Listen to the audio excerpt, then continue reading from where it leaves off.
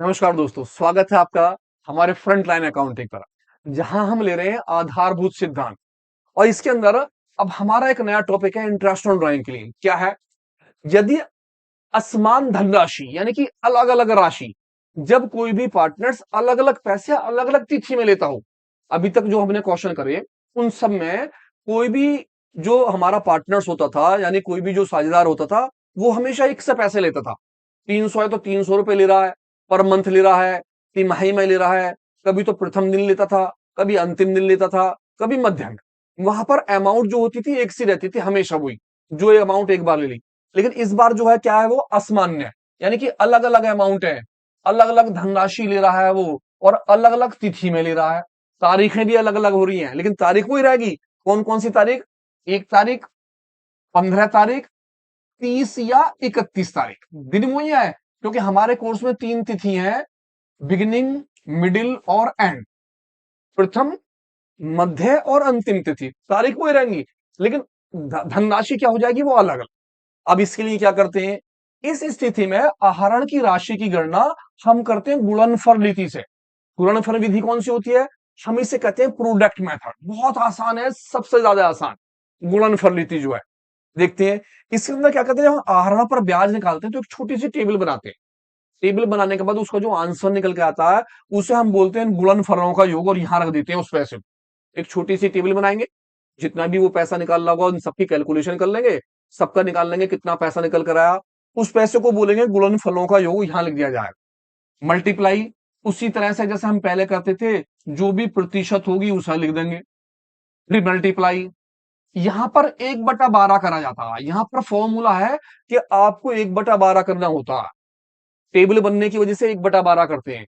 जो भी अमाउंट निकल जाएगी यहां लिख लेंगे, प्रतिशत की जो भी दर होगी यहां लिख दी जाएगी, और कर देंगे 1/12, और आपका आंसर यहां पर आ जाएगा। खत्म हुआ काम। अब किस तरह से करेंगे, तो बढ़ते हैं क्वेश्चन के ऊपर। देखिए साहब, इस तरह से होगा प्रश्न। क्या कहेगा? एबीसी साझेदारी में साझेदारों से आहरण पर 15 प्रति वर्ष की दर से, आपके प्रतिशत की दर हो गई है 15। 15% की दर से वो क्या ले रहे हैं? ब्याज लिया जाता है। 31 मार्च 2015 में साल हो गया खत्म, और साझेदारों ने ऐसे ऐसे आहरण करे। कैसे कैसे करे? 1 मई में करे 2,000 रुपए, 1 अगस्त में लिए 5,000 रुपए, 30 सितंबर में लिए 6,000 रुपए, 31 जनवरी में लिए 2,000 रुपए, 31 मार्च में ले लिए फिर 2,000। अलग अलग अमाउंट, अलग अलग तारीख, अलग अलग महीना। इसके अंदर हमें क्या बताना है? कितना ब्याज लिया जा सकता है। आप साझेदारों का ब्याज निकालना, ये सारे पैसे एक साथ हैं। अब किस तरह से करा जाएगा, तो इसलिए हम छोटी सी एक टेबल बनाते हैं। इसे हम कहते हैं एडजस्टमेंट टेबल। छोटी सी टेबल। इस टेबल का जो आंसर निकल के आएगा उसे आप यहां लिखोगे, जिसे हम बोलेंगे गुणनफलों का योग। उसमें जो ब्याज की दर होगी वो, और मल्टीप्लाई 1/12 कर देंगे, काम हो जाएगा खत्म। आप इसे कह देते हो प्रोडक्ट अमाउंट मल्टीप्लाई प्रतिशत मल्टीप्लाई 1/12। अब कौन कौन से इसमें कॉलम है? सबसे पहले जो भी मंथ होगा यहां लिख देंगे। पहला वाला, दूसरा वाला, तीसरा वाला, चौथा वाला। यहां जो जो उनकी अमाउंट है वो यहां लिख दी जाएंगी। इस अमाउंटों को यहां निकाला जाएगा एवरेज मंथ। इसका एवरेज मंथ निकालेंगे, जो भी निकल के आएगा इसका एवरेज मंथ। जो भी इसका एवरेज मंथ आएगा, जो भी इसका एवरेज मंथ आएगा। अब एवरेज मंथ कैसे निकालेंगे, तो अभी मैं करके दिखाता हूं आपको। बहुत आसान है एवरेज मंथ निकालना। अब देखिए प्रोडक्ट, प्रोडक्ट के अंदर जो भी आपकी अमाउंट होगी, यानी कि जो भी आपके रुपए होंगे।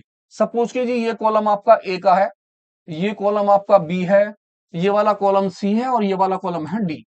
तो इस वाले डी वाले कॉलम के अंदर हम बी की मल्टीप्लाई जो है किससे कर देंगे? सी से, और हमारा आंसर यहां आ जाएगा इस तरह से। और इन सभी का जो है हमारा टोटल ले लेंगे। जो हमारा टोटल निकल के आएगा हम उसे क्या बोलेंगे? गुणनफलों का योग। इसके थ्रू हमारा क्या निकल जाएगा? ब्याज। तो स्टार्ट करते हैं, उम्मीद करते हैं समझ में आएगा बहुत अच्छी तरह। ये तो खाली क्या है, एक फॉर्मेट है, ताकि आप फॉर्मेट को समझ सकें कि हमें ये चीजें बनानी है। सबसे पहले ये फॉर्मेट बनना है, इन चीजों को लिखना है, और अपना करते हैं सवाल चालू। आपका जो प्रश्न है मैंने ऊपर ले लिया है, और नीचे मैंने टेबल बना रहा हूं, ताकि ऊपर से मैं नीचे को लिख सकूं, और इसे मैं यहां सॉल्व करने वाला हूं। मेरा सवाल था कि तारीख थी मई, तो मैंने सबसे पहले यहां लिखा 1 मई। 1 मई में कितने पैसे निकाले उसने? 2,000 मैंने यहां लिख दिए।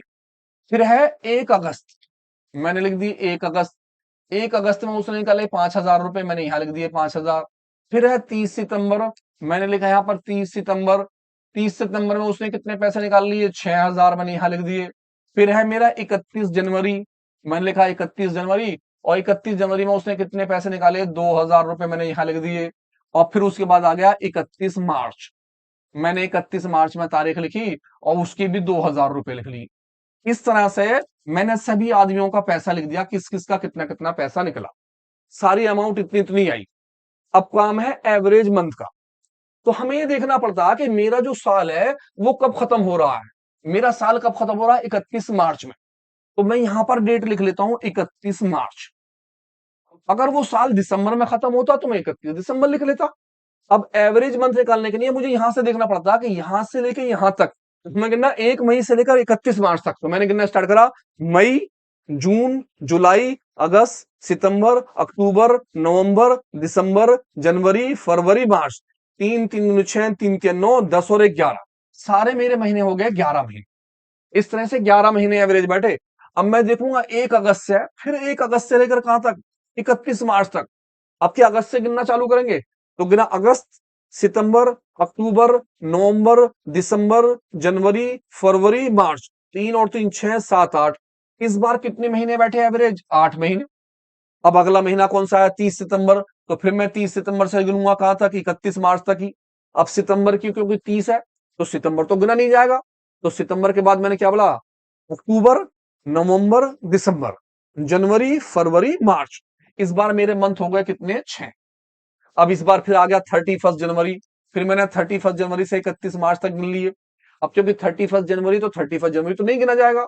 जनवरी के बाद फरवरी, मार्च, कितने महीने हो गए? 2 महीने। इस बार मेरा जो है वो 31 मार्च से 31 मार्च तक कितने महीने हो गए? सही, बिल्कुल, 0, क्योंकि कोई महीना है ही नहीं। 31 मार्च से 31 मार्च तक 0। अब बस सीधी सीधी मल्टीप्लाई। आपका ये कॉलम किसका था? ए का। ये वाला कॉलम आपका किसका है? बी का। ये वाला कॉलम आपका किसका है? सी का। और ये कॉलम आपका किसका है? डी का। आप डी के अंदर बी की मल्टीप्लाई किससे कर दें? सी से। मल्टीप्लाई करते हैं 2000 की मल्टीप्लाई 11 से। मैं यहां ले रहा हूं 2000 की मल्टीप्लाई मैंने कर दी 11 से। 11 दूनी 22, मेरे बैठ गए 22,000 रुपए। अगला 5,000 की मल्टीप्लाई 8 से, मैंने 5,000 रुपए लिख दिए और मैंने मल्टीप्लाई कर दी 8 की। 8 पंजे 40, ये हो गए मेरे 40,000 रुपए।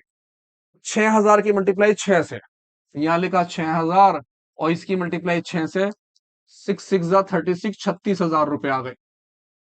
इस बार 2000 की मल्टीप्लाई 2 से, मैंने यहां लिखे 2000, और 2000 की मल्टीप्लाई 200 करी, 2 दूनी 4,000 रुपए आ गए। इस बार 2000 की मल्टीप्लाई 0 से, जी हाँ, 2000 की मल्टीप्लाई 0 से करी। क्या आया? जी बिल्कुल, 0। क्योंकि 0 में किसी की भी मल्टीप्लाई करेंगे तो 0 ही आएगा। अब इन सभी का हम क्या कर लेंगे? टोटल। आपका जो टोटल निकल के आएगा उस टोटल को आप यहां लिख लोगे, खत्म काम। तो एक बार टोटल कर लेते हैं, देखते हैं कितना टोटल आया। 0 0 0, 4 और 6 10, 10 और 2 12 का 2, एक हासिल को हो गया। 3 और 1 4, और 4 8 और 2 10, हमारा निकला 1,02,000 रुपए। मैंने इस पैसे को यहां लिखा 1,02,000 रुपए। मल्टीप्लाई, मेरी प्रतिशत जो था वो कितना प्रतिशत था? 15। तो मैंने यहां लिखा 15/100। मल्टीप्लाई, इसमें टेबल जब बनाते हैं तो 1/12 आता है, आपको 1/12 करना पड़ता है। तो यहां पर 102 था मेरा, आराम से ऐसे काट लेंगे।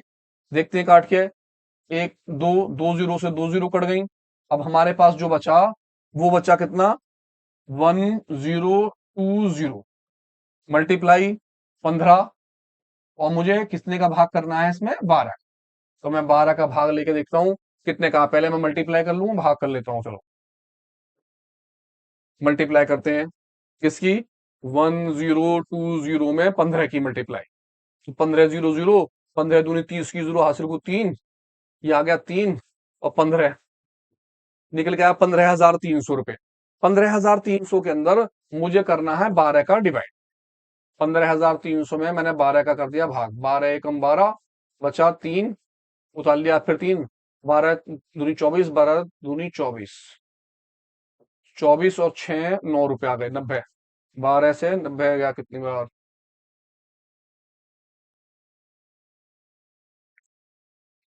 90। 90 में डिवाइड गया 12 का, 12 पंजी 60, 12 बारह सत्ते 12 सत्ते 84। 84।